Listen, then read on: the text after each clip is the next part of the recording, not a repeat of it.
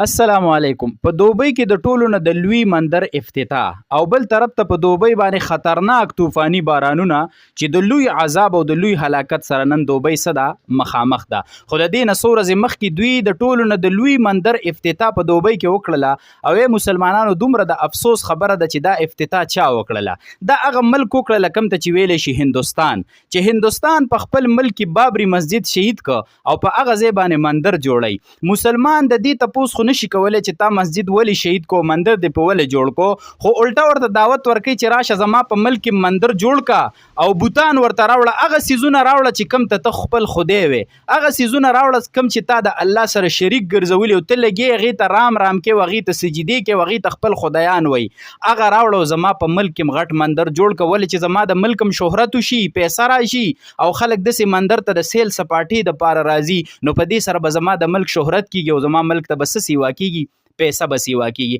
هغه ملک هندوستان چې نن ښکاره د مسلمان خلاف ولاړ دی، د مسلمان د دشمن سره ښکاره په محاذ ولاړ دی. او بل طرف ته ډیره د افسوس خبره د دوبۍ شیخان را لګي د حق د هندوستان د صدر د مودي په لاس کې لاس ورکوي او پړقې اچي او بنګړې اچي او خوشحالۍ کوي، او بل طرف ته په مسلمان باندې څه حال شروع دی.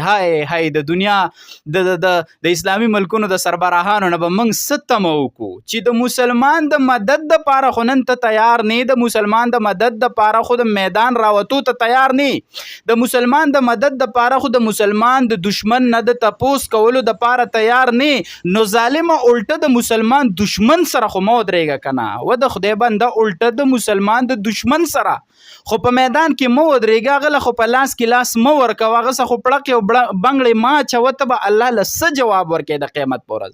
او موږ به څه د اسلامي ملکونو نه تمه وکړو چې دوی به راشي او د مسلمان به تپوس وکړي. بیا عربو بت پرستي دا څومره ناشنا خبره ده. عربو کې خو چې یو معمولي غوندې عمل داسې وکړي چې د هغوی په طبیعت سم نه وي، مه کوه دا شرک دی، وایي په شرک کې مبتلا کېږي، وایي مشرک جوړېږي په دې سره. او بیا د بوتان راوړه د دنیا، وایي چې دا د ټولو نه قیمتي بوتان دي او هغه د دوبۍ په مندر کې ولګول. او بیا څومره د افسوس خبره ده چې د دوبۍ شیخان لګیا دي په خپله ورسره ابتدا کوي او په خپله د هغوی مذهبي رسومات کوي، لګیا دي رنګونه اړوي په هغه مندر کې لګیا دي او بوتان دې پکې ولګول چې په دغه ځای کې به هندوان راځي او د دې عبادت به کوي. دا تا څه جوړ کړه؟ دا د بت پرستۍ او د شرک د ټولو نه غټه اډه جوړه کړه که جوړه دې نه کړه؟